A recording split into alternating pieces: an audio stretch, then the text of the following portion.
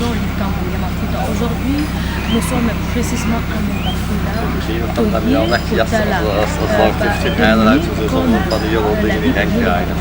alors, l'église est beaucoup de ministère, il y a franchi. De temps en temps, il y a chaque après 4 mois, on a retard. Alors, nous sommes là, pas trop de commentaires. Ensuite, d'abord, et après, je dois mettre des commentaires. Impliqués aussi dans les affranchis partout où ils sont. On est là en ton nom. Laisse que ces moments nous soient favorables et que ton esprit règne parmi nous, contrôle, commande tout, du début jusqu'à la fin, au nom du Seigneur Jésus. Amen. Amen. Esengo lisusu ya kokutana mokolo ya lelo parce que je sais que eyebani déjà que à chaque le 25 septembre les dates sont déjà connues, chaque le 25 mars, chaque le 25 juin, chaque le 25 septembre et chaque le 15 décembre, qui est selon la vision et la révélation que notre représentant légal, chef spirituel, le prophète, messager Manuel Dodi avait réussi auprès de Dieu, qu'une église des justes, c'est celle qui s'occupe des veuves et des orphelins dans leurs afflictions. Et nous venons à cette date aussi, c'est l'ordre toujours de la vision de notre représentant légal, le prophète Emmanuel Dodi, pour venir encore manifester une fois de plus l'amour envers nos enfants. Parce que c'est l'une des missions que le prophète avait réussi de la part de Dieu. Manifester cet amour en faveur de nos enfants, les veuves, les pauvres et les orphelins. À la date comme celle-ci. Voilà pourquoi qu'il pleuve ou qu'il neige, le prophète est censé d'accomplir les devoirs, la mission qu'il a reçue auprès de Dieu. Voilà pourquoi nous sommes là avec toute cette délégation que le prophète vient nous envoyer et nous venons témoigner cet amour-là envers ces orphelins, envers ces enfants, envers votre orphelinat et vous encourager encore de ce travail que vous êtes en train de bâtir. C'est grâce à votre présence que ces enfants continuent à survivre. Alors, au nom de notre église, notre communauté, Église universelle pentecôtiste charismatique, le ministère des affranchis, avec cette délégation qui représente toute l'église d'ici et de la diaspora, parce que les affranchis sont maintenant partout dans le monde et ils se sont mobilisés, cotisés et ils ont envoyé et ils ont fait un geste. C'est un geste de générosité, d'amour que nous venons encore une fois de plus de manifester envers nos enfants pour témoigner notre miséricorde et notre amour envers ces enfants. Voilà pourquoi au nom de notre représentant légal, le prophète messager Manuel Dodi et de toute la communauté des affranchis, que nous vous remettons cette enveloppe. Nous ne saurons pas dire les montants, les contenus. Vous-même, comme nous venons d'habitude, vous allez découvrir. Parce que c'est l'énième fois. Et nous allons encore passer le 15 décembre, nous serons encore présents. Parce qu'avec le prophète Emmanuel, ça ne rate jamais. Quelles que soient les difficultés, qu'il pleuve ou qu'il... Même s'il y a la guerre, nous serons encore là. Parce que ces enfants doivent continuer à espérer en Christ, à espérer dans les prophètes, à espérer dans cette église. Voilà pourquoi nous vous remettons cette enveloppe, fruit de notre amour envers vous. Merci beaucoup. Si vous avez un petit mot envers les prophètes et envers tous les affranchis qui vous suivent, vous pouvez dire un petit mot. Vous savez que vous faites toujours dans notre cœur. Et déjà, les guides qui le manquent les bras nous répètent toujours les mêmes. Si vous partez, si vous ne les voyez pas, sûr que Dieu est préoccupé parce qu'à l'école, ils viennent tous les enfants. Hein? Et ça signifie que c'est le Seigneur qui vous envoie. Toujours Dieu nous utilise de différentes formes pour porter la bonne nouvelle. Hein? Et surtout l'option pour les pauvres. Les enfants de nôtres n'ont pas eu l'opportunité d'avoir un papa, un maman. Mais vous tous, pour ça, pour comprendre cette mission. Vous voyez, continuent à arriver les enfants très malades. Nous avons vécu des moments très difficiles, surtout au plateau de Batek. Je vous ai dit que beaucoup de choses, jusqu'à la nourriture que vous portez, je les porte au plateau de Batek, où j'avais fait des cols aussi, pour stabiliser. Regarde la misère de derniers temps, la guerre, le tribalisme. On a abandonné une grande quantité. Et sont les miens, c'est que sont problèmes mentaux qui ont resté là. Et voyez comment notre monde est des conflits. Nous devons travailler pour la paix. Et tout homme qui annonce la bonne nouvelle, Dieu il est obédient. Comment ne pas dire merci à le prophète Emmanuel Ndodi, qui est comme un papa de tous. La simplicité de la vie. Comme on dit, que ta main droite ne connaisse pas la gauche. Fais toujours le bien. C'est ce que j'ai dit parce que les moments sont très difficiles actuels. Par exemple, nourrir les enfants est difficile. La problématique du pays, que jusqu'à maintenant, nous ne recevons pas aucune subvention. Comment vous voulez que je paye 2 mois que je ne paye le personnel? J'avais commencé maintenant pour l'école, des cahiers, les uniformes. Ce sont plus de 300 enfants qui vont à l'école. Comment se vivre? Tout est vrai et toujours c'est une espérance. Continuer, c'est que ce qui a incité l'esprit le prophète Emmanuel Ndodi. Et c'est ça, ce partage. Je dis avec tout cœur, merci beaucoup à vous tous, parce que vous le faites pour l'amour. Ce n'est pas que vous poussez de ces grandes choses, sinon la simplicité. Merci beaucoup pour nous consoler, parce que le dernier temps est trop d'angoisse. Parce que imagine-toi, je dis, Seigneur, si je meurs, est-ce que quelqu'un se va prendre la responsabilité de tous ces enfants qui sont malades, qui ont besoin d'encouragement, mais pas tous sont des bien portants et qui sont des regards. Celui-ci était un bébé et un homme. Ce sont des années que je suis ici. Pour dire que nous devons lutter pour le Congo. Lui était petit, était devenu que petit. Était petit, regarde que maintenant a sa famille et grandit. Donc ça signifie que tous les œuvres se font en silence. S'il le connaît à la longue, n'est pas aujourd'hui la popularité, sinon être persévérant dans le bien. Merci à vous tous que vous écoutez les différentes parts, je sais de tout la terre. Et je dis merci. Continuez cette œuvre malgré que si le Seigneur m'appelle. Traitez de venir toujours accomplir ce que le prophète vous a dit. Une option toujours pour les pauvres, pour les plus nécessités. Et c'est ça l'unique chose que nous parle. Il n'est pas trop de grandes prières, sinon l'action. Ce que vous pousse. Nous prions, mais nous allons vers la réalité. Et ça nous sanctifie. Merci à vous tous pour avoir la persévérance de venir avec sacrifice. Mais merci à vous tous et que Dieu vous bénisse et priez beaucoup pour nous. Merci.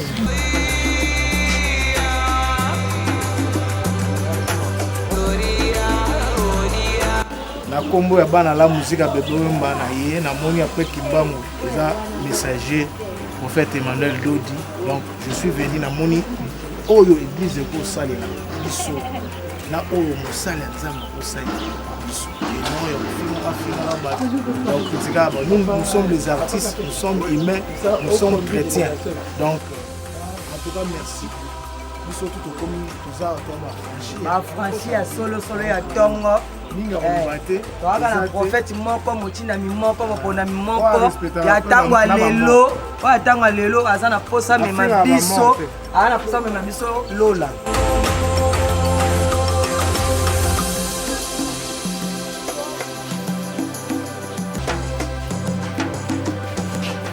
Ça fait maintenant 13 ans aux Alliés.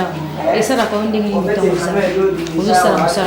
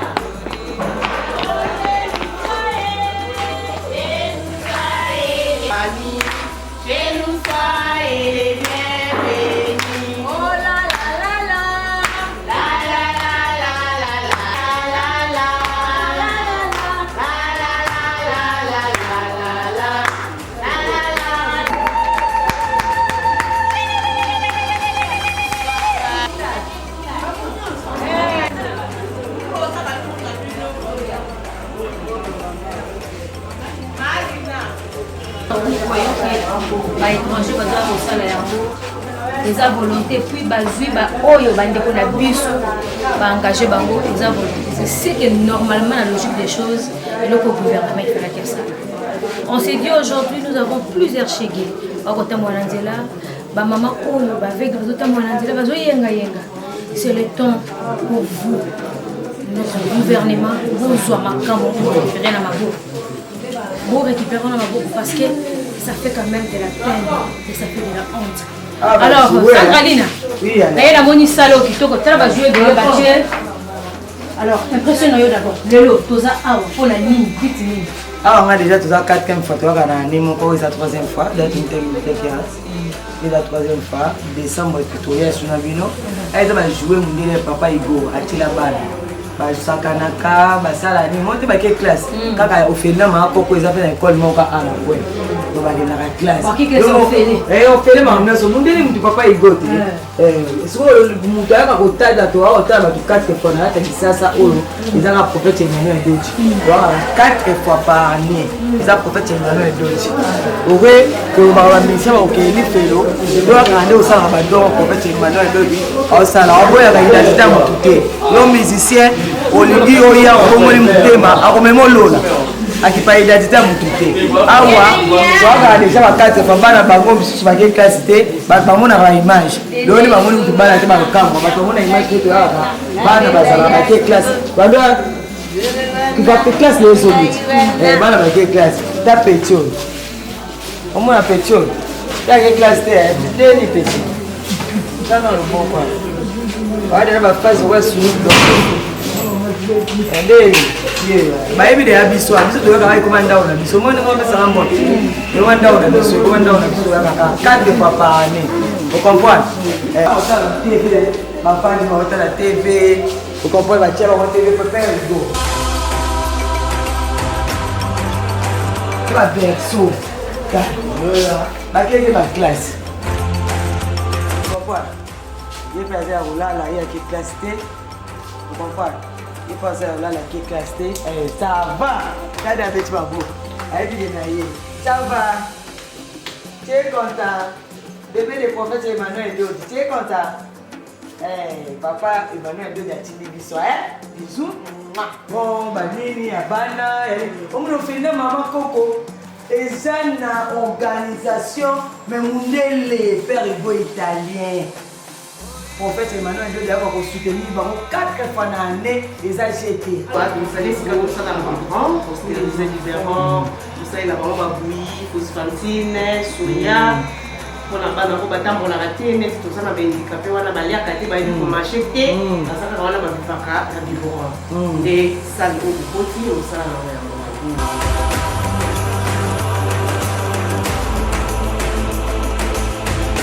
organisation. Alors, Emmanuel, le prophète Emmanuel Dodi. 4 fois par année. 4 fois par année.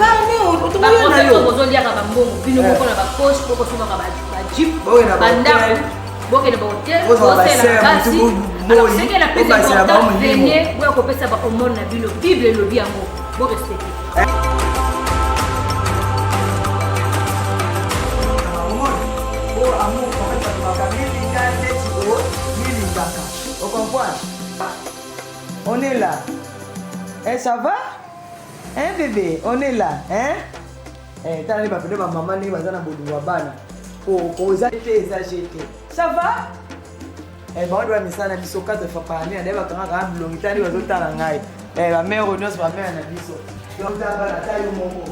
Attends, on t'a pas la négociation pour le rapport, t'as pas la négociation pour le rapport, t'as eu au Père Rico. Ah, les prophètes Emmanuel Dodi Moumela. Il a soutenu Père Rico. Ah, il a envoyé ça à Poto. Faut ça un jour un bébé soutenir exactement qu'il y a un Poto. Les gars, les grands de quoi là va parler. Lingo Zango, la prophète Emmanuel Dodi Ningo a aidé nous 4 fois l'année. À ce que la Bible peut aider les rabbis sur le matin. Mais la statique on a dit Debe na mère na père na ba kufoka na aja hata za mwa mke so na yeba nganga na ko la famille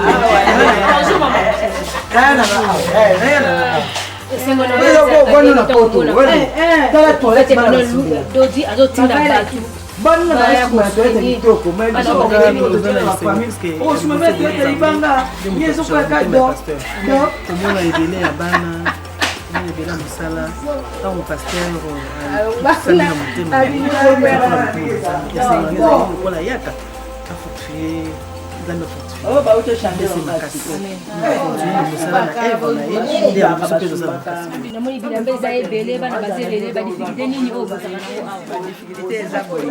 ba machine ezosala te ezosalaka na maboko na banya bana bagampe za malamu eza te bongo eloko susu ezangi biso basavo ezaka moke eyaka nango metalaka hôpital eza monene tokabolaka kaka moke donc yango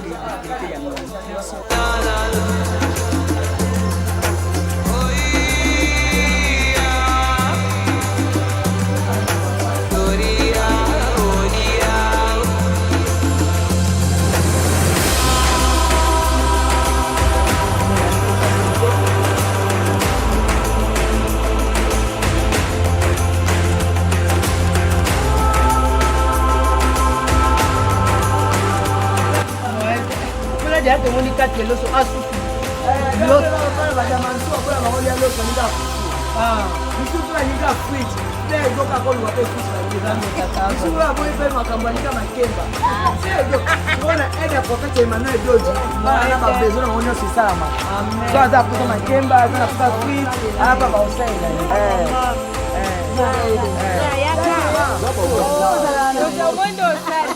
Ah, bien éduqué.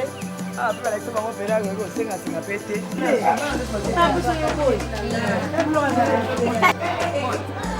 Oui, chérie,